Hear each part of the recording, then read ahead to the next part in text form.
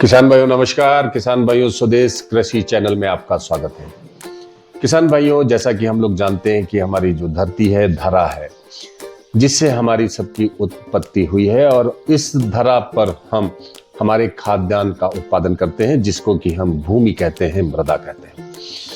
किसान भाइयों, ये मृदा हमारी कृषि के लिए, हमारी फसलों के लिए कितनी महत्वपूर्ण है, ये सब आपको बताने की आवश्यकता नहीं है। आवश्यकता इस बात की है कि इस मृदा को जीवित बनाए रखने के लिए हम क्या कुछ प्रयास करते हैं, इसको जानने, समझने और उपयोग करने की आवश्यकता है। किसान भाइयों, ये मिट्टी जो हमें मृत प्राय जैसी दिखाई देती है, यह सदैव जीवित है। मिट्टी में अपना जीवन है, जीवन है, इसीलिए इसमें जनने की शक्ति है, उत्पादन की शक्ति है। और यह मिट्टी का जो जीवन है वो सूक्ष्म जीवों के रूप में है।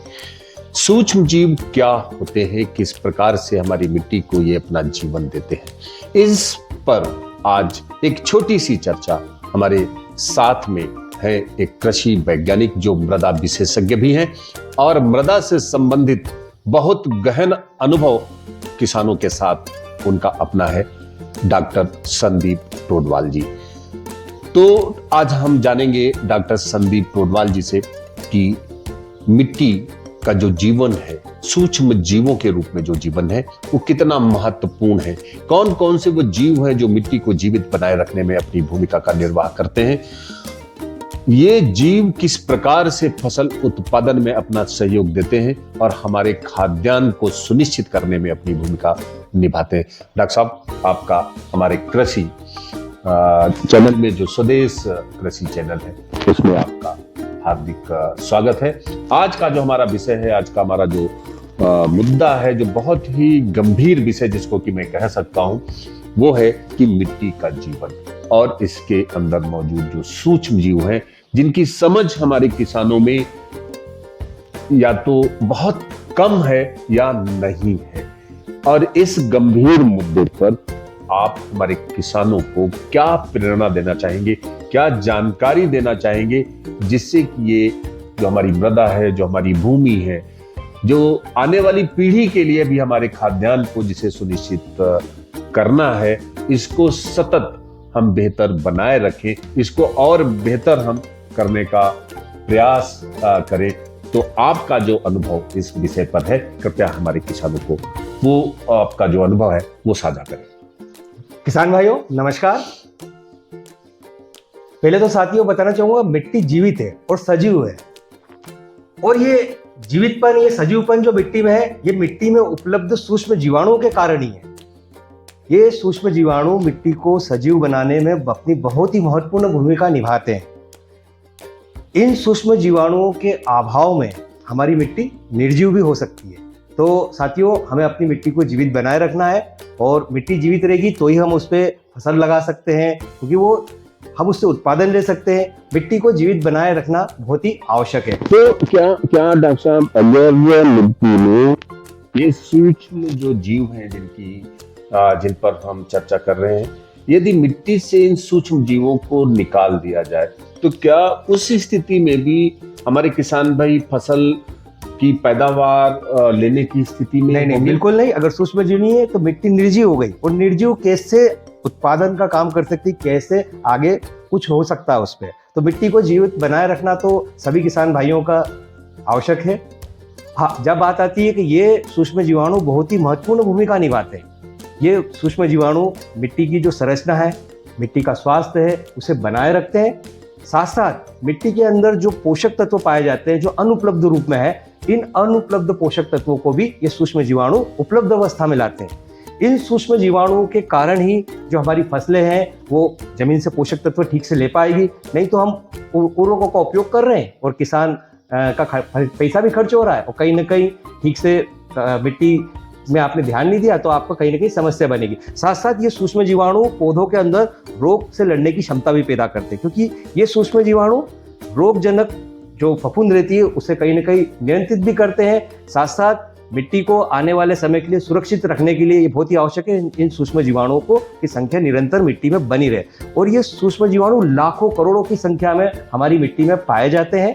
डॉक्टर साहब, आप इतना गंभीर बात कह रहे हैं कि मिट्टी के अंदर ये जो सूक्ष्म जीवाणु हैं पोषक तत्वों की आपूर्ति करते हैं, पौधों को या फसलों को रोग और कीटों से लड़ने की क्षमता भी देते हैं, लेकिन वर्तमान जो हमारी कृषि है, हमारे जो किसान भाई हैं, वो रसायनों का उपयोग काफी अधिक मात्रा में कर रहे हैं और दिनों दिन हाँ। रसायनों की जो उपयोगिता है या उपयोग है उसकी मात्रा दिनों दिन बढ़ती जा रही है, न केवल रासायनिक उर्वरकों की बल्कि जो कीटनाशक हैं, फफूंदनाशक हैं और खरपतवार नाशक जो दवाइयां हैं, ये पूरी तरीके से रसायन होते हैं। मिट्टी यदि सजीव है तो ये जो घातक रसायन हमारी मिट्टी में निरंतर उपयोग किए जा रहे हैं, तो उससे क्या हमारे खेतों की मिट्टी में जो उसका जीवन है,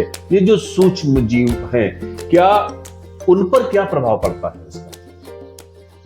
जब हम अपने खेतों में रसायनों का उपयोग कर रहे हैं, उर्वरक के माध्यम से करें, चाहे हम पेस्टिसाइड या कचरा मार दवाई का उपयोग कर रहे हैं, ये जो दवा रसायन जब हमारे खेत में जाती है तो ये सीधा उन जो सूक्ष्म जीवों हैं उनको कहीं ना कहीं नष्ट करती है।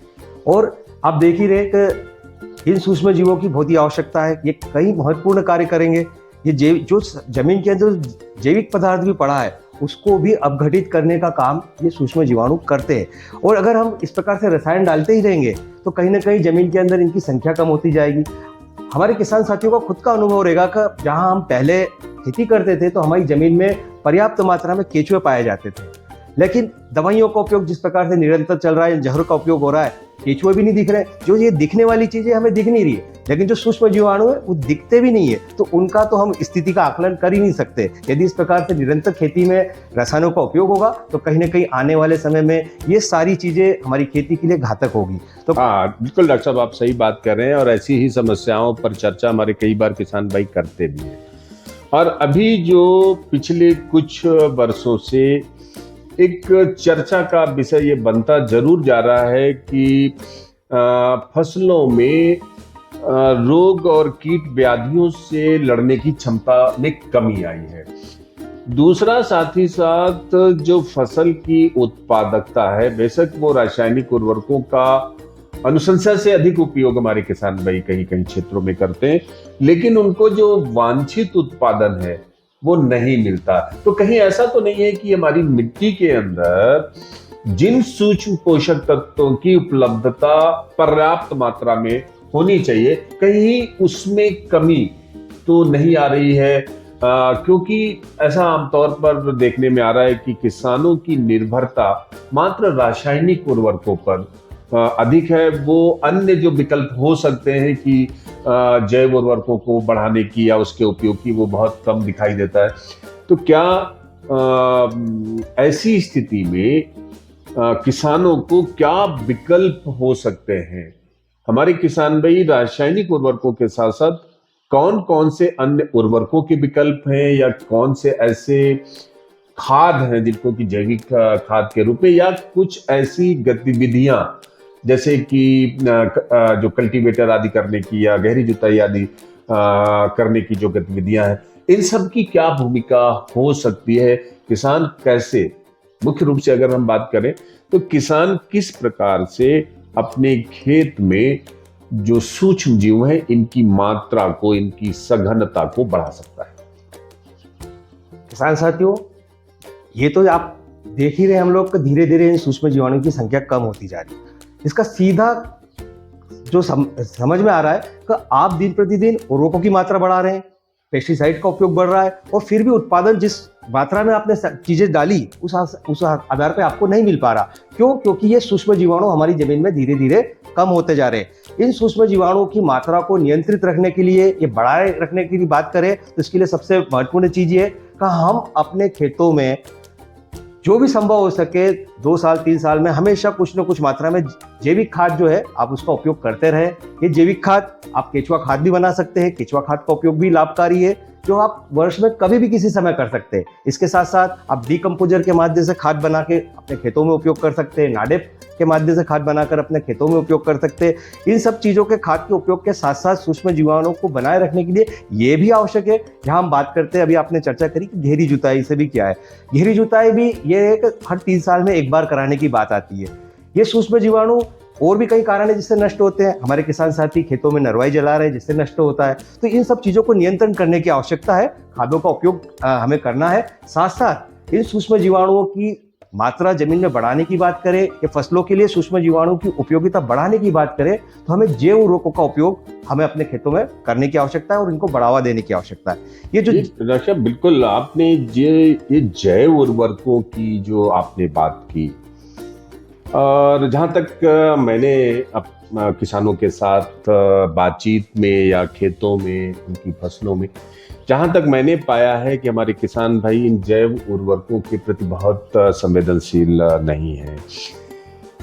ऐसा क्या कारण हो सकते हैं कि वो उसको अपनाना नहीं चाहते हैं, जबकि ये बिल्कुल स्पष्ट है कि मिट्टी के जीवन को बनाए रखने के लिए जरूरी है कि वो जैव उर्वरकों का उपयोग करें, जैविक खादों का उपयोग करें। जैव उर्वरक किस रूप में बाजार में उपलब्ध है और किसान हमारे किस तरीके से इसका उपयोग करें जो कि मतलब जो प्रभावी परिणाम है इन जैव उर्वरकों के, वो स्पष्ट रूप से किसान भाइयों को दिखाई दे। किसान साथियों, जैव उर्वरक जो बाजार में उपलब्ध है कई प्रकार से अलग अलग उपलब्ध है। इसमें जो राइजोबियम जो जैव उर्वरक है ये मुख्यतः दलहनी फसलों के अंदर नाइट्रोजन को स्थिरीकरण करने के लिए महत्वपूर्ण भूमिका निभाता है। इसके साथ साथ एजिटोबैक्टर और एसिटोबैक्टर ये जो हमारी अदलहनी फसलें रहती है, सब्जी वर्गीय फसलें रहती है, यहाँ पे नाइट्रोजन की उपयोग क्षमता बढ़ाने का महत्वपूर्ण कार्य करते हैं। इसके साथ साथ फास्फोरस गोलक जीवाणु भी उपलब्ध है जो हमारी जमीन में अघुलनशील फास्फोरस को घुलनशील बनाकर पौधों को उपलब्ध करा रहे हैं। इसके साथ साथ कई और भी चीजें उपलब्ध है, जैसे ट्राइकोडर्मा है जो इसका उपयोग हम कचरे से या फसल अवशेष से गोबर पर खाद बनाने के लिए कर सकते हैं। और साथ साथ इनका उपयोग जब हम करेंगे तो कहीं ना कहीं हमारी फसलों में रोग से भी बचाव होता है। डीकम्पोजर का उपयोग आप खाद बनाने में कर सकते हो और फसलों पे खेतों में सीधा इसका छिड़काव भी किया जा सकता है। जो फसल अवशेष छूटते, खरपतवार छूट जाते हैं, ये भी अपघटित होकर पूरी तरह से खेत में मिल जाए। तो इस प्रकार से जो जैव उर्वरक है ये बाजार में 2 प्रकार के उपलब्ध है। अभी पाउडर रूप में है, अब धीरे धीरे कम होता जा रहा है। पहले जो है चारकोल पाउडर के अंदर आता था जो ब्लैक कलर का होता था, अब वो व्हाइट कलर में भी मार्बल पाउडर के साथ में ये जैव उर्वरक मिल रहा है। लेकिन अब नई टेक्नोलॉजी जो है वो जो लिक्विड रूप में आ रहा है, क्योंकि देखिए जैव उर्वरक जो रहेगा वो टेम्परेचर का भी उस पर असर पड़ता है और कहीं ना कहीं लिक्विड जैव उर्वरक जो है अब जो नई टेक्नोलॉजी है वो कहीं ना कहीं हमारे खेतों के लिए, हमारे फसलों के लिए लाभकारी है। इन जैव उर्वरकों में राइजोबियम, पीएसबी, एजिटोबैक्टर ये तो उपलब्ध है ही सही, इसके साथ साथ कंसोर्टिया रूप में एनपीके जो मिक्सिंग वाला है ये भी उपलब्ध है जिसको हम सभी फसलों के ऊपर उपयोग कर सकते हैं। इनकी जो मात्रा की बात आती है, पाउडर वाला जो रहता है वो 3 ग्राम जो है प्रति किलो बीज के मान से हमें उपयोग करना है। जहाँ लिक्विड वाले जैव उर्वरक की बात करते हैं वो 5 ml प्रति किलो बीज के मान से हम उपयोग करने की बात करते हैं। 3 से 5 ml हो सकता है, अगर कंसोर्टिया है तो हम 5 ml ले रहे हैं, और अगर हम राइजोबियम और पीएसबी अलग अलग लेंगे तो 3-3 ml की मात्रा हमें लेने की आवश्यकता है। ये तो ही बीज उपचार के समय बात करने की। लेकिन हमारे किसान साथी कई बार ऐसा महसूस करते हैं कि फसल बोने का जो समय रहता है उसमें इतना टाइम नहीं मिलता या उन्हें और भी चीजें करना रहती है, तो जैव उर्वरकों का उपयोग वो बीज उपचार में नहीं कर पाते। तो जैव उर्वरकों का उपयोग यदि हमारे किसान साथी मृदा उपचार में लेते हैं तो इससे हमारे किसान को भी लाभ मिलेगा, हमारे जमीन में भी सूक्ष्म जीवाणु की संख्या बनी रहेगी। और ये जो मृदा उपचार की बात करते हैं इसमें जैसे हम राइजोबियम और पीएसबी से करना चाहते हैं, हम दलहनी फसलें लगा रहे हैं, तो इसकी मात्रा हम 1 लीटर राइजोबियम 1 लीटर पीएसबी को हम जो है अच्छी पकी हुई या वर्मी कंपोस्ट हो तो और ज्यादा अच्छा है, 40-50 किलो खाद में मिलाकर 5-7 रोज ठंडे स्थान पर नमी बना के रखे। और इस जो खाद जो बन गई है, जो जैव उर्वरक से मिली हुई खाद है, इसका उपयोग हमारे किसान साथी बुआई से पहले भी कर सकते हैं। मान लीजिए आपने फसल बो दी है तो फसल बुआई के बाद भी इसको आप अपने खेतों में डाल सकते हैं। जहाँ सिंचाई होनी है वहां पे भी, उससे सिंचाई से पूर्व भी इस जैव उर्वरक से मिली हुई खाद का उपयोग आप अपने खेतों में कर सकते हैं। और कहीं ना कहीं बीज उपचार की तुलना में ये जो मृदा उपचार है ये लाभकारी है, क्योंकि हम लोग ऐसा महसूस भी कर रहे हैं, सभी लोग आप जानते हैं कि कहीं ना कहीं रासायनिक की मात्रा बढ़ाने के बाद भी अब उत्पादन उस गति से नहीं बढ़ रहा है, तो इसका सीधा संबंध है कि हमारी जमीन में सूक्ष्म जीवाणुओं की कमी आ रही है। इन सूक्ष्म जीवाणुओं की अगर हम बात करें, ये जो जमीन के अंदर महत्वपूर्ण सूक्ष्म जीवाणु है, इसमें जीवाणु भी है, जो इसके साथ साथ कवक है, नेमिटोड है, प्रोटोजोआ है, और जो सूक्ष्म जीवाणु को छोड़ के जो जीव भी है, कुछ ऐसे जीव भी है जो लाभकारी है, जिसमें दीमक है, मेंढक है, और खासतौर से अब केचुआ की बात करें, केचुआ तो हमारी मिट्टी के लिए अमृत की तरह रहता है। ये केचुआ आज हम देख रहे हैं कि आज हमारे खेतों के अंदर केचुए की संख्या ना के बराबर दिखती है। पहले की हम समय पे जाएं तो पहले खेत में पर्याप्त मात्रा में केचुए होते थे, और ये केचुआ कहीं ना कहीं मिट्टी के अंदर ऊपर से नीचे जाकर मिट्टी को भुरभुरा बनाते थे, मिट्टी में जल सोखने की क्षमता। जी डॉक्टर साहब, बिल्कुल सही कहा आपने। केचुआ हमारे किसानों का सच्चा मित्र है।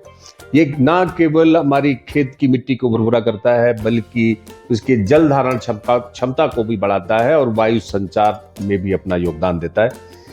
मृदा के लिए, मिट्टी के लिए, हमारी भूमि के लिए, इस धरती के लिए, हमारी फसलों के उत्पादन के लिए, हमारे खाद्यान्न को बढ़ाने के लिए कितना महत्वपूर्ण है सूक्ष्म जीवों का योगदान। कितने महत्वपूर्ण है हमारी मिट्टी के ये सूक्ष्म जीव, जिसको हमने अभी समझा और जाना। किसान भाइयों, हम सबको भी अब तैयार होना है। हमारी मिट्टी को जीवित बनाए रखने के लिए, मिट्टी के जीवन को बेहतर करने के लिए जिन सूक्ष्म जीवों की जो भूमिका है, उसको हमें समझने की आवश्यकता है। और इसके लिए जो उपलब्ध विकल्प हमारे पास में है, जिनमें कि मुख्य रूप से हम गोबर की खाद का अधिकतम उपयोग करें। गोबर की खाद की गुणवत्ता को बढ़ा के वर्मी कंपोस्ट, डिकम्पोजर से बनी हुई खाद का हम अपने खेतों में अधिक से अधिक उपयोग करें।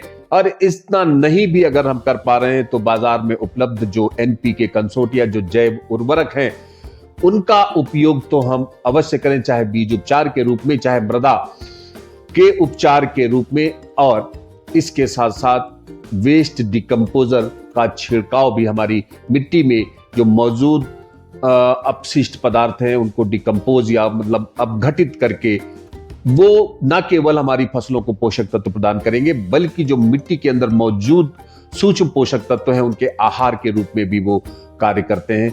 इसलिए किसान भाइयों, बहुत जरूरी है हमको हमारी मिट्टी को जीवित बनाए रखना। और इसके लिए जो विकल्प डॉक्टर साहब ने आज हम सबको सुझाए हैं, मेरा ऐसा मानना है हम सभी इसका अनुसरण जरूर करेंगे।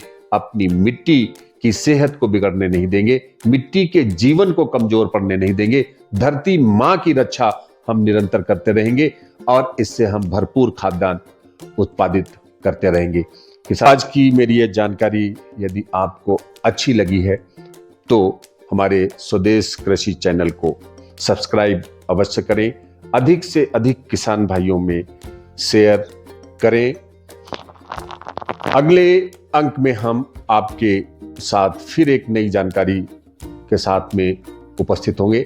तब तक के लिए नमस्कार, धन्यवाद। कुछ गड़बड़ हो रहा था।